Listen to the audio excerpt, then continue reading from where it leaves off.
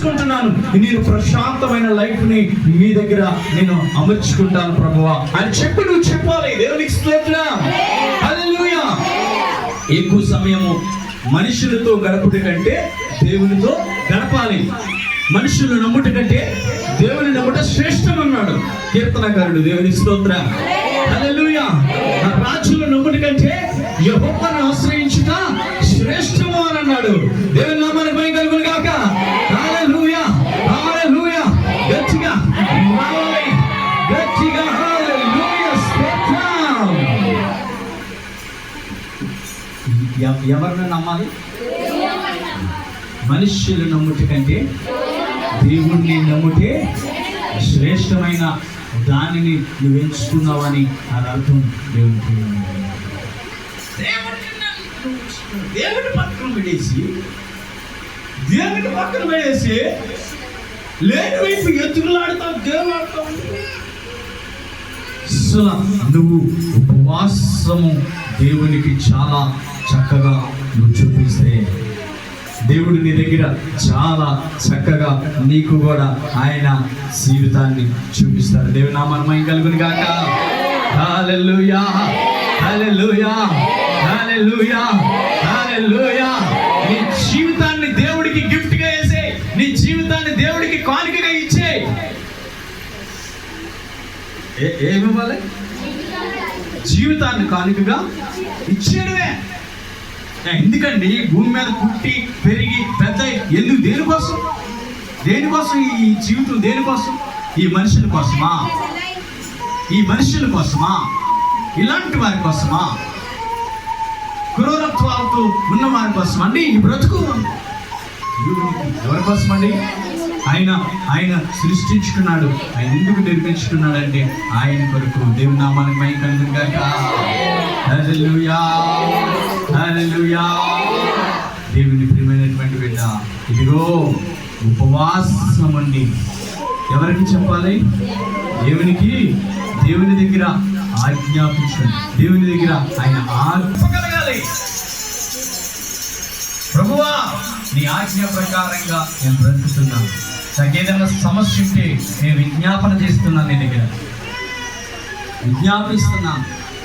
నా బ్రతుకులో ఉన్న సమస్యను బట్టి, నా సమస్యను బట్టి నీ దగ్గర నేను ఎప్పుడు ఉంటాను అని నిర్ణయం తీసుకో. దేవుని బిడ్డ, నిర్ణయం తీసుకో. నీకు ఈరోజే అవకాశం ఇచ్చాడు. దేవుడు ఈరోజే అవకాశం ఇచ్చాడు. ఈ లోకము నుంచి మనమేమీ పంచుకొని పోము, ఏమీ తీసుకొని వెళ్ళిపోలేము. ఏది మనతో రాదు. నువ్వు కట్టుకున్న బట్ట కూడా ఎవరికో ఇచ్చేస్తారు తర్వాత, అది కూడా నీతో రాదు. నువ్వు ఒక్కడివే. అయితే నీ జీవితంలో దేవునికి నచ్చినవి తగ్గొట్టుకొని, దేవునికి నచ్చినవి విడిచిపెట్టేసి, దేవునికి నచ్చినవి ఈ లోకంలో భూమి మీద ఉన్నప్పుడే పరలోక రాజ్యాన్ని నువ్వు చూడగలగాలి. అది నీ సాక్ష్య జీవితం. అది నీ సాక్ష్యం. అది నీ యొక్క సాక్ష్యం. దేవుని చూడగలగాలి. ఉపవాసం ఉన్నప్పుడు దేవుని దగ్గర చేసిన విజ్ఞాపన ఎలా ఉండాలంటే, నేను పరరాజ్యాన్ని చూడాలి ప్రభువా. ఈ లోకాన్ని ఏమీ లేదు ఇక్కడ. అంత శూన్యం, మాయ, భ్రమపరిచే జీవితం ఇది. అయితే నేను ఇక్కడ ఉన్నప్పుడే పరలోక రాజ్యాన్ని చూడగలగాలి. ఇక్కడ ఉన్నప్పుడు ఏం చేయాలి? పరలోక రాజ్యాన్ని చూడగలగాలి. బిడ్డా, ప్రియ సహోదరి, ప్రియ సహోదరుడా, నీ మాట, నీ యొక్క మాట, ప్రవర్తన దేవునికి దగ్గరగా ఉండాలి. ఏం చేయాలి? మాట, ప్రవర్తన, నీ యొక్క తీరు దేవునికి దగ్గరగా ఉండాలి. హల్లెలూయా. హల్లెలూయా. స్తోత్రం. స్తోత్రం. ఉపవాస దినాల్లో నువ్వు నేర్చుకోవాల్సింది ఇదే. నువ్వు మార్చుకోవాల్సింది ఇదే.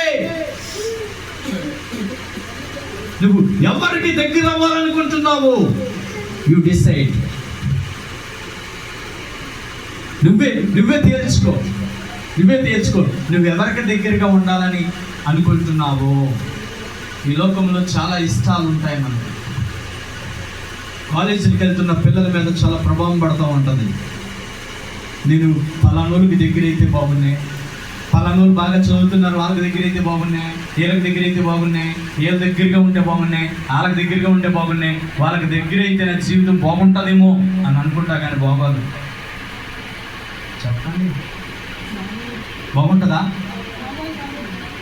అరిటాకుని కోసుకొని తీసుకొచ్చినప్పుడు అది అనుకుంటుంది, అమ్మ నేను ఎంత బాగుంటుందో, చక్కగా మానవుడు తీసుకెళ్తున్నాను, తినేసి పక్కన తీసుకెళ్తాను. అయిపోయింది పని. ఏమైపోయింది? పక్కన ఇసిరేస్తాను. చూట్లు అయిపోయింది. అంటే అర్థమైంది? మీకు అర్థమైంది అనుకుంటున్నాను. అవసరం అయిపోయిన తర్వాత నేను దేవుడికి నువ్వు అలా కాదు.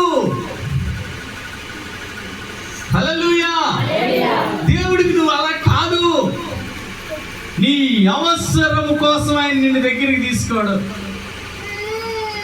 నీళ్ళేముంటుందండి చెప్పండి? మళ్ళీ ఏముంటుంది? వ్యర్థం ఉంటుంది. ఇదంతా ఏముంటుంది? వ్యర్థం ఉంటుంది. చనిపోయిన తర్వాత 1 గంట తర్వాత బయటికి తీయండి అంటాం అంతే. కంపల్సరీ తీసేయండి. ఎందుకు ఉపయోగపడతారు? ఈ ఉపయోగపడడం దాన్ని దేవుడికి ఎందుకండి? అందుకని దేవుడు అంటాడు, నాకు దగ్గరగా ఉండు, నీకెందుకు నేను చూసుకుంటాను. స్తోత్రం. హల్లెలూయా. నాకు దగ్గరగా ఉండు, నేను చూసుకుంటాను. నీకేదేం నేను ఉన్నాను కదా మై గోనా అంటాడు. ఏమంటాడండి ఆయన? ఏమంటాడు? నేనున్నాను కదా బిడ్డ, నేనున్నాను కదా. దేవుడికి స్తోత్రాలు. హల్లెలూయా. హల్లెలూయా. అంటే ఈ వాక్యపు అర్థము మనము ఎలా అర్థం చేసుకుంటున్నామో దాని ప్రకారం ఉండాలి. అలాగని నీ చుట్టూ ఉన్నటువంటి మరి స్నేహబంధాలను నువ్వు దూరం చేసుకోవడం మంచిది